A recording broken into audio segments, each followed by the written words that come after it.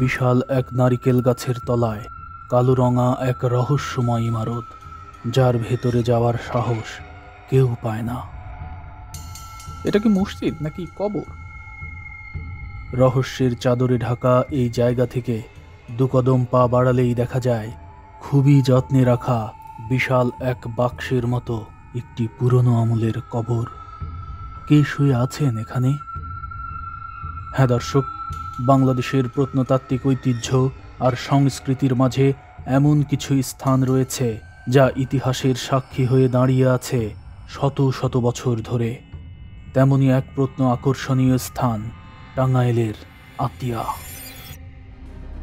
হ্যাঁ দর্শক, বেঙ্গল ডিসকভারির পর্দায় আজ আমি আপনাদের দেখাবো বাংলার বুকে মুসলিম ইতিহাসের এমন এক অমূল্য রত্ন যা মুঘল ইতিহাসের সাক্ষী হয়ে শতাব্দী কাল ধরে দাঁড়িয়ে আছে বাংলাদেশের টাঙ্গাইলের বুকে। বলছি 10 টাকার নোটে স্থান করে নেওয়া ইতিহাস বিখ্যাত ইমারত আতিয়া মসজিদের কথা।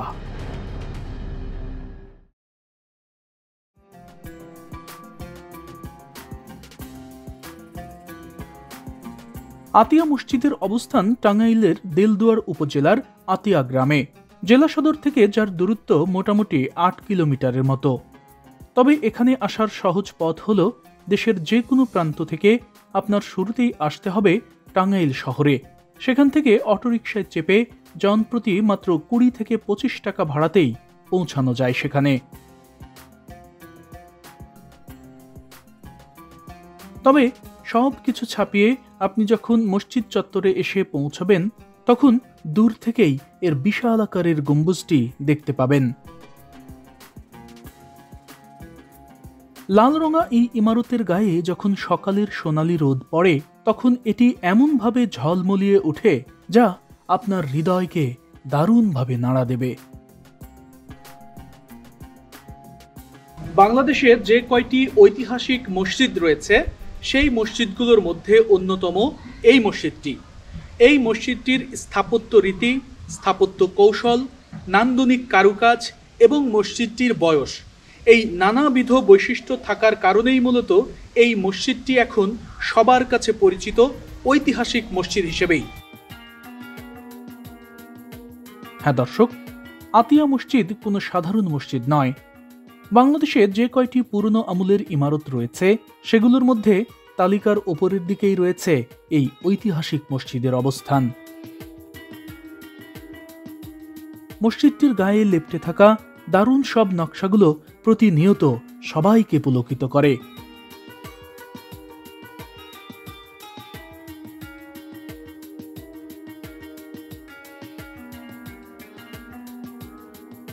এই মসজিদটির পুরো দেয়াল জুড়ে, এই যে পূর্ব দেয়ালে আমি এখন অবস্থান করছি, অর্থাৎ এই জায়গাতেই দেখতে পাচ্ছেন এটা প্রবেশদ্বার মসজিদের। এই পূর্ব দেয়ালে 3টি প্রবেশদ্বার রয়েছে, এখানে একটি রয়েছে, এই পাশে একটি রয়েছে এবং তারপরে আরেকটা প্রবেশদ্বার রয়েছে। আর এই প্রবেশদ্বার সহ মসজিদের নিচ থেকে একেবারে মাথা পর্যন্ত পুরোটাই বিভিন্ন নকশা দিয়ে আবৃত। আমি আপনাদের বেশ কিছু নকশা দেখাতে চাই। এই যে এই নকশাগুলো একটু খেয়াল করুন, দেখুন কি সুন্দর। এগুলো কিন্তু সবই পোড়ামাটির টেরাকোটার যে নকশা, সেই নকশা। অর্থাৎ এই নকশাগুলো কিন্তু হাতুড়ি, সেনি এগুলো দিয়ে তৈরি করা হয়নি। পোড়ামাটির নকশা মূলত তৈরি করা হয় যেভাবে ইট তৈরি করা হয়, ঠিক ওইভাবে। অর্থাৎ একটি ফরম্যাট থাকে, যেমন ইটের একটি ফর্মা থাকে যেখানে মাটি দিলে ইটের একটি আকৃতি বের হয়ে আসে, ঠিক পোড়ামাটির এই ডিজাইনগুলোও ওইরকম একটি ফর্মা থাকতো এবং সেই ফর্মাতে মাটি দেওয়ার পরে ওরকম একটা ডিজাইন বের হয়ে আসতো।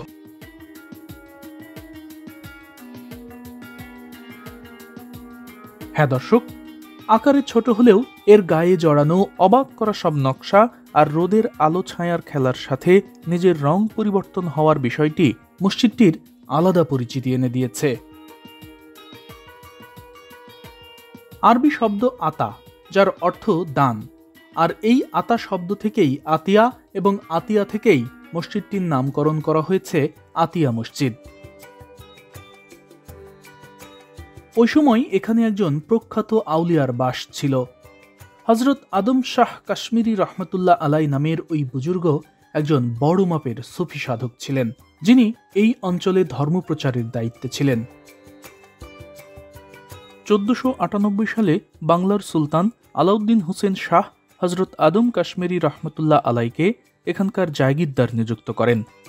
পরবর্তীতে কররানী শাসক সুলাইমান কররানী ধর্মীয় কার্য পরিচালনার ব্যয়ভার বহনের জন্য এখানকার বিশাল একটি এলাকা ওয়াকফ বা দান হিসেবে দেন ওই আউলিয়াকে।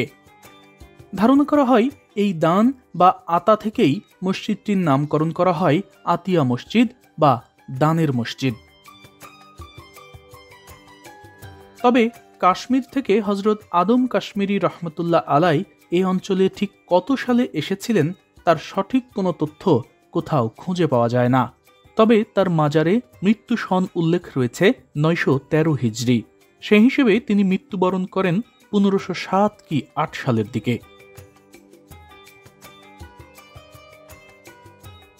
পর্দায় এই যে জায়গাটি দেখতে পাচ্ছেন, এটাই বিখ্যাত আউলিয়া হজরত আদম কাশ্মীরি রহমতুল্লাহ আলাইয়ের মাজার, যার অবস্থান আতিয়া মসজিদের পাশেই।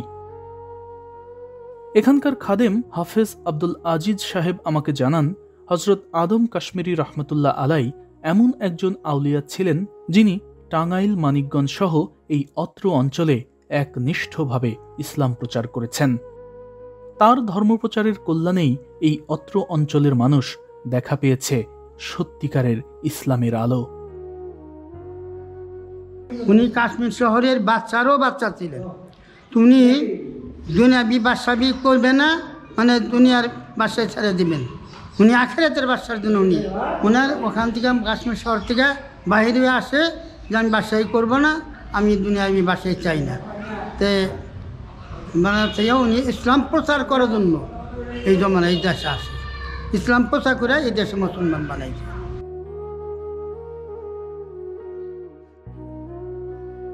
দর্শক মণ্ডলী, হজরত আদম শাহ কাশ্মীরি রহমতুল্লাহ আলাইয়ের মৃত্যুর প্রায় 100 বছর পর মুঘল সিংহাসনে যখন সম্রাট আকবরের পুত্র সম্রাট জাহাঙ্গীর, ঠিক তখন বাংলার সুবেদার হিসেবে ছিলেন শেখ আলাউদ্দিন চিশতি, যাকে আমরা ইসলাম খাঁ নামে চিনি। সম্রাট জাহাঙ্গীরের অনুমতিক্রমে এই ইসলাম খাঁ তখন আতিয়া পরগনার শাসনকর্তা নিয়োগ করেন হজরত আদম কাশ্মীরি রহমতুল্লাহ আলাইয়ের ভক্ত সাইদ খান পন্নীকে। এই সাইদ খান পন্নী করটিয়ার বিখ্যাত জমিদার পরিবারের প্রতিষ্ঠাতা এবং তিনিই 1608 সালে ইতিহাস বিখ্যাত এই আতিয়া মসজিদ নির্মাণ করেন। হ্যাঁ দর্শক, টাঙ্গাইল জেলার সবচেয়ে প্রাচীন মসজিদ এটি, যা তৈরি হয়েছে সুলতানি ও মুঘল স্থাপত্য রীতির সংমিশ্রণে। বাহিরের মতো মসজিদটির ভেতরটাও রাজকীয়তায় মোড়ানো, যার যে দিকে তাকাবেন সেদিকেই দেখতে পাবেন মুসলিম স্থাপত্য রীতির ছোঁয়া।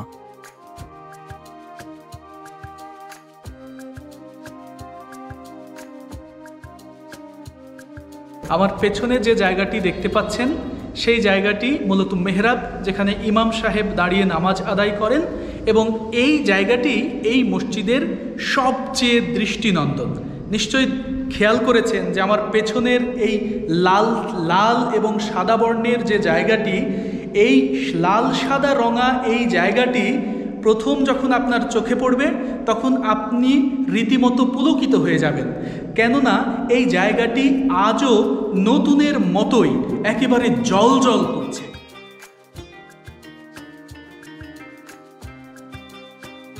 হ্যাঁ দর্শক, প্রাণ জুড়ানো নকশা আর অসাধারণ কারুকার্যের সমন্বয়ে নির্মিত এই মসজিদটি তৈরিতে স্থপতি হিসেবে ছিলেন ওই সময়ের প্রখ্যাত মুসলিম স্থপতি মুহাম্মদ খাঁ।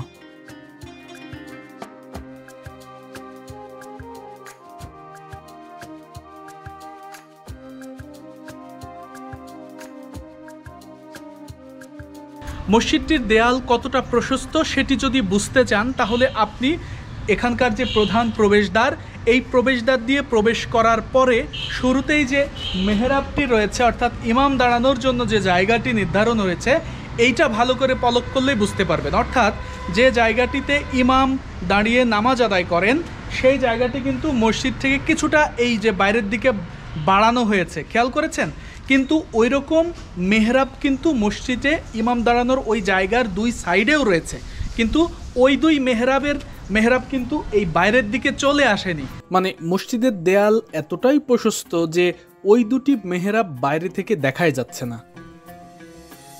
হ্যাঁ দর্শক, মসজিদের এক একটি দেয়াল প্রায় 4 হাতেরও বেশি প্রশস্ত, আর এ কারণে এর অন্দরের ছোট দুটি মেহরাব যেমন বাহির থেকে বোঝা যায় না, তেমনি মোটা দেয়ালের কারণে মসজিদটির অন্দর শীতের দিনে থাকে উষ্ণ আর গরমে থাকে শীতল।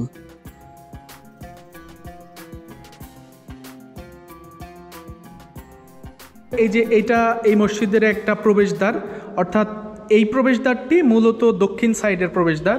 আপনি খেয়াল করুন যে এখান থেকে শুরু 1 হাত 2 3 প্রায় 4 হাত, মানে 4 হাত প্রশস্ত একটা দেয়ালের প্রশস্ত 4 হাত, প্রশস্ততা 4 হাত।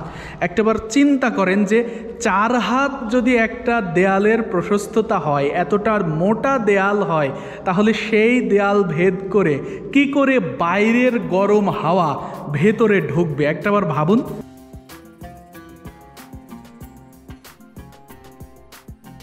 এছাড়াও অসাধারণ এই মসজিদটির ছাদের উপরে একটি সুবিশাল গম্বুজ থাকলেও এর পাশে ছোট আকৃতির আরও 3টি গম্বুজ রয়েছে। একই ডিজাইনের গম্বুজ রয়েছে এখানকার অজুখানাতেও। এছাড়াও 4 কোণায় রয়েছে 4টি অষ্টকোণ আকৃতির আকর্ষণীয় মিনার, যার উপরে থাকা ছোট আকৃতির গম্বুজ মিনারটির সৌন্দর্য যেন আরও বাড়িয়ে দিয়েছে।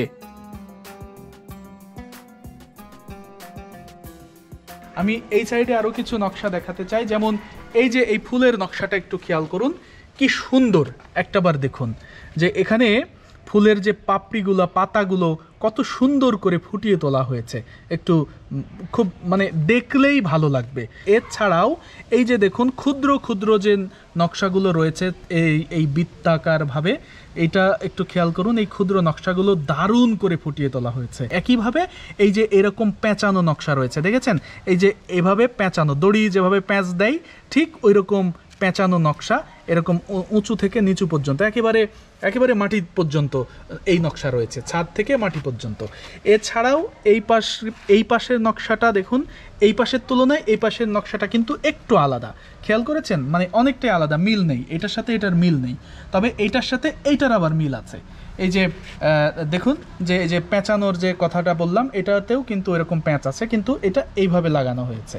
আর এই দরজার ঠিক এই পাশ জুড়ে এই নকশাগুলো দেওয়া হয়েছে, কিন্তু এই যে এই সাইডগুলোতে এই যে ফাঁকা অংশটা দেখতে পাচ্ছেন, এখানে ফাঁকা ছিল না, এখানেও কোনো নকশা ছিল, কিন্তু এই মসজিদটি সংস্কার করার যে কাজ সেগুলো চলার কারণে মূলত এই নকশাগুলো, আমার ধারণা যে এগুলো উঠিয়ে ফেলা হয়েছে, বা এখানে অন্য কোনো ব্যবস্থা হয়তো করা হবে, এ কারণে উঠিয়ে ফেলা হয়েছে, এখানে আমি দেখছি না।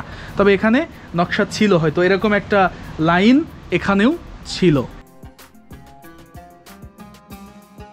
অবিশ্বাস্য গাঁথনিতে তৈরি ইতিহাস বিখ্যাত এই মসজিদটি নির্মাণের পর টানা 229 বছর কোনো ধরনের সংস্কার কাজ প্রয়োজন হয়নি। তবে 1837 সালে রওশন খাতুন চৌধুরানী প্রথমবারের মতো মসজিদটিতে কিছু সংস্কার কাজ পরিচালনা করেন।